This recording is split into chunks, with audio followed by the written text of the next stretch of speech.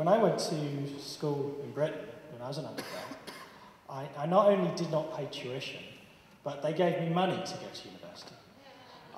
Actually, I had an exchange year. They actually gave me more money to come to Canada. They bought a flight for me and gave me an extra $1,000 for the extra expenses for the exchange year.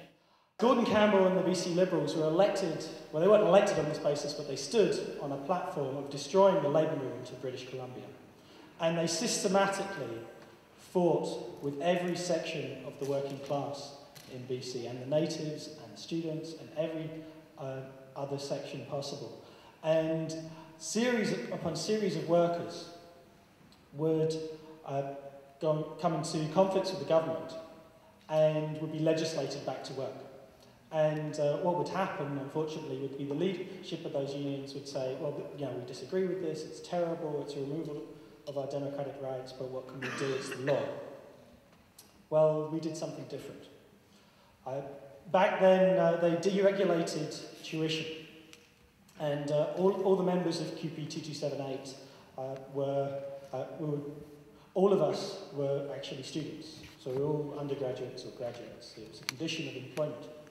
And the tuition hikes were, I think, scheduled to be 63%.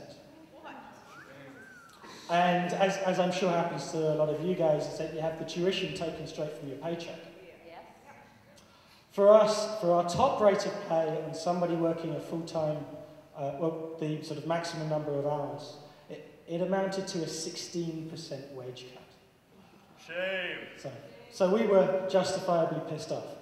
And at the same time, they pushed through a 63% wage hike for Martha Piper, the president of the university at that time. 3 weeks into that, Gordon Campbell's government removed our democratic right to strike. And it was a shock to people. It was a huge shock. These were people who, well, a year previous, never even knew what it was like to be in a union.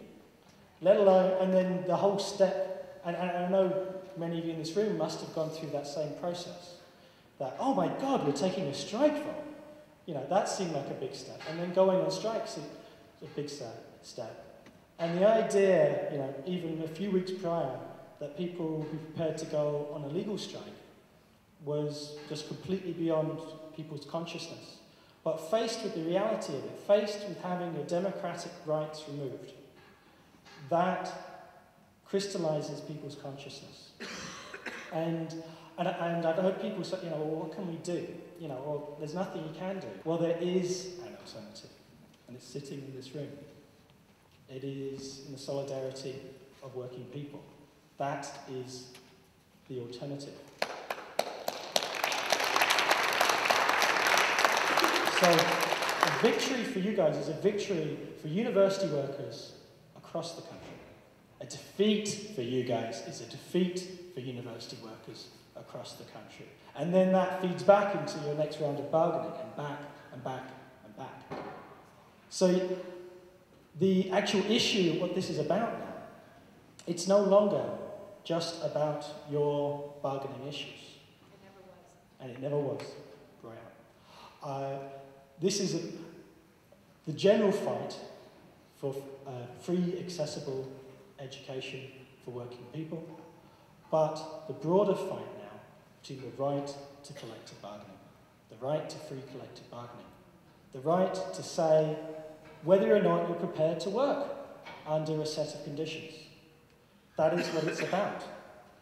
And if you guys are defeated on this, or if you guys go back quietly, then it just sets a precedent, a huge precedent of, you know, what any employer, not just in the university sector, but any public sector employer, even, I guess, a large private sector employer, that they can just wait out the workers in a form of union busting, a form of lockout, effective lockout, and then the government will just come in and legislate.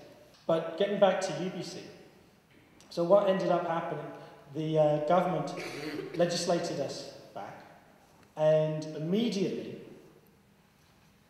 people just reacted incredibly angrily. All the workers immediately went down to the main gate of the university. And the situation was aflame, literally actually, that there was 10-foot flames above the burn barrels. And then the following day, after the back to work legislation was passed, we blockaded the entire university. We put up cars, to blockade every entrance. And it wasn't just us, there were 3 locals at the UBC campus. We were the first ones on strike, and we were the ones that kind of leading sort of in terms of the sort of media consciousness of what it was all about. But there was 3 locals. There was CUPE 2278's, which was the sort of the pink collar workers, the secretarial staff, and then CUPE 2278's, which were the custodial ground staff, sort of traditionally blue collar workers. And their issues were contracting out. And they were facing the complete removal of their anti-contracting out language, which in many ways was more vital to us than, we were fighting against that effective 16% wage cut through tuition hikes. And we were there, actually we didn't have tuition indexation on the table, we had free education on the table.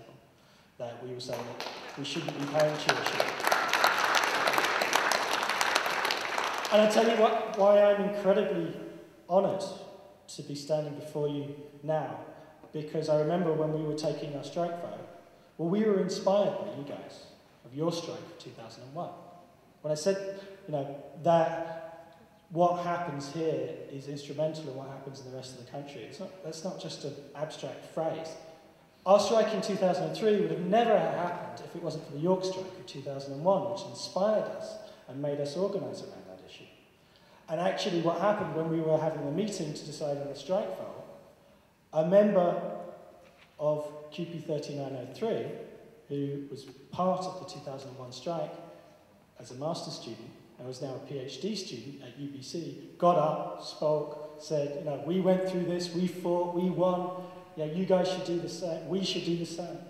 And so I hope that I'm sort of spreading a bit of that back to you guys, because the movement moves and it never ends. It's a red thread of working class struggle.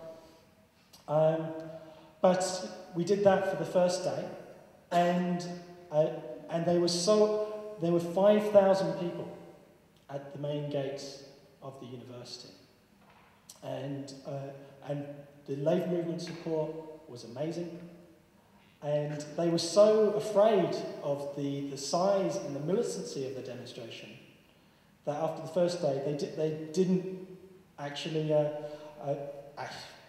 apply the back to work legislation. They didn't dare, because they thought, okay, give them a couple of days and things will calm down. The second day it was even bigger. We had even more people. The Labour movement as a whole saw this as a focal point to fight back against the Gordon Campbell Liberal government, fight back against the removal of democratic rights. It was only on the third day did they actually have the guts to apply the back to work legislation and put enforcement orders. And at that point, we met with CUPE British Columbia, to decide what action we're going to take next. And we weren't just facing binding arbitration in this back to work legislation. We were facing that the government would just write our contract. So we'd just legislate the final agreement, which could even be worse than what we previously negotiated. So they wouldn't even go to a so-called neutral third party. So unfortunately, what ended up happening is that CUPE proposed as a compromise between that and a public sector general strike that we proposed binding arbitration. But the government was completely opposed. They wanted to stick it to us completely. And at the same time, CUPE had, because of the attacks of the Gordon Campbell government, CUPE had passed what was known as the solidarity vote.